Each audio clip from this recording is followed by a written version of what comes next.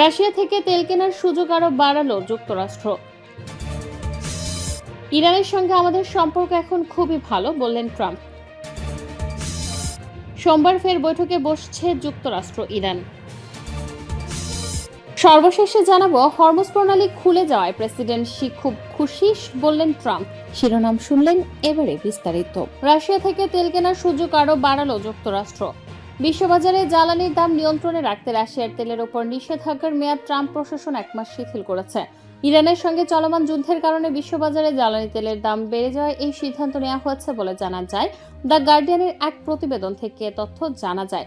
প্রতিবেদনে বলা হয়, যুক্তরাষ্ট্রের ট্রেজারি বিভাগ তাদের ওয়েবসাইটে প্রকাশিত এক নথিতে জানায়, শুক্রবার পর্যন্ত যেসব জাহাজে রুশ তেল ও জ্বালানি পণ্য তোলা হয়েছে, আগামী 16 মে পর্যন্ত সেগুলো কেনা যাবে। এর আগে গত 11 এপ্রিল 30 দিনের একটি ছাড়ের মেয়াদ শেষ হয়েছিল। বর্তমান সিদ্ধান্তটি সে মেয়াদেরই একটি বর্ধিত অংশ। প্রতিবেদন অনুযায়ী এই ঘোষণার দুদিন আগে মার্কিন অর্থমন্ত্রী স্কট বেসেন্ট বলেছিলেন, রুশ তেল কেনার ক্ষেত্রে নিষেধাজ্ঞার বিষয়ে ওয়াশিংটন আর কোনো ছাড় দেবে না। এ বিষয়ে রুশ প্রেসিডেন্টের বিশেষ দূত কিরিল দিমিত্রিভ জানান, প্রথম দফার এ ছাড়ের ফলে 10 কোটি ব্যারেল রুশ অপরিশোধিত তেল বাজারে আসবে। এই পরিমাণ তেল বিশ্বের প্রায় একদিনের মোট চাহিদার সমান। ইরানের সঙ্গে আমাদের সম্পর্ক এখন খুবই ভালো, বললেন ট্রাম্প।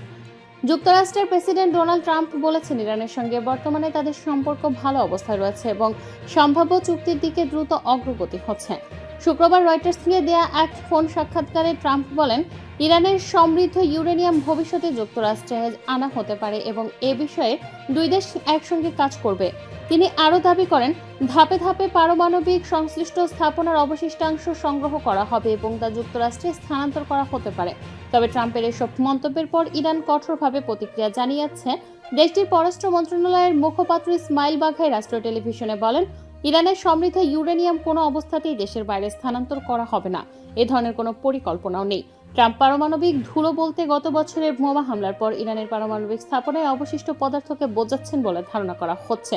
ট্রাম্প দাবি করেন, ইরানকে পারমাণবিক অস্ত্র অর্জন থেকে বিরত রাখাই এই সংঘাতের মূল লক্ষ্য। তবে ইরান বলছে, তাদের পারমাণবিক কর্মসূচি সম্পূর্ণ শান্তিপূর্ণ ও বেসামরিক উদ্দেশ্যে পরিচালিত। সোমবার ফের বৈঠকে বসছে যুক্তরাষ্ট্র ইরান। বেশ কয়েকদিন ধরে চলা যুদ্ধের অবসান ঘটাতে সোমবার আবারও দ্বিপাক্ষিক বৈঠকে বসতে যাচ্ছে যুক্তরাষ্ট্র ও ইরান।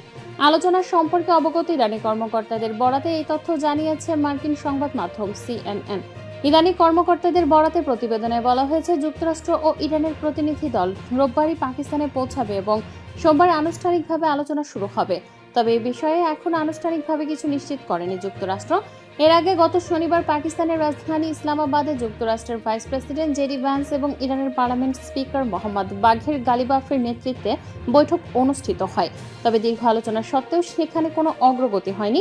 পরে পাকিস্তানের মধ্যস্থতায় আবারও আলোচনায় বসতে সম্মত হয় দুই দেশ। পাকিস্তানের সরকারি সূত্র জানিয়েছে, গত মঙ্গলবার থেকে দুই পক্ষকে আলোচনার টেবিলে ফেরাতে কূটনৈতিক তৎপরতা জোরদার করা হয়। বর্তমানে দুই দেশের মধ্যে 14 দিনের অস্থায়ী যুদ্ধবিরতি কার্যকর থাকায় নতুন করে সংলাপের সুযোগ তৈরি হয়েছে। আসন্ন বৈঠককে ঘিরে ইসলামাবাদ ও আশপাশের এলাকায় নিরাপত্তা ব্যবস্থা জোরদার করা হয়েছে। অন্যান্য প্রদেশ থেকে অতিরিক্ত পুলিশ ও আধা সামরিক বাহিনী মোতায়েন করা হচ্ছে। হরমুজ প্রণালী খুলে যায় প্রেসিডেন্ট শি খুব খুশি, বললেন ট্রাম্প। বিশ্ব বাণিজ্যের অত্যন্ত গুরুত্বপূর্ণ রুট হরমুজ প্রণালী পুনরায় খুলে যাওয়ায় খবরে চীন প্রেসিডেন্ট শি জিনপিং অত্যন্ত সন্তোষ প্রকাশ করেছেন বলে দাবি করেছেন মার্কিন প্রেসিডেন্ট ডোনাল্ড ট্রাম্প। একই বার্তায় ট্রাম্প তার আসন্ন চীন সফর নিয়েও ব্যাপক আশাবাদ ব্যক্ত করেছেন। বেজিংয়ে শি জিনপিং এর সাথে তার আসন্ন বৈঠকটি অত্যন্ত বিশেষ এবং ঐতিহাসিকভাবে গুরুত্বপূর্ণ হতে চলেছে বলে তিনি মন্তব্য করেন। ট্রাম্প বলেন, আমি প্রেসিডেন্ট শির সাথে দেখা করার জন্য মুখিয়ে আছি। এই সফর থেকে অনেক বড় কিছু অর্জিত হবে।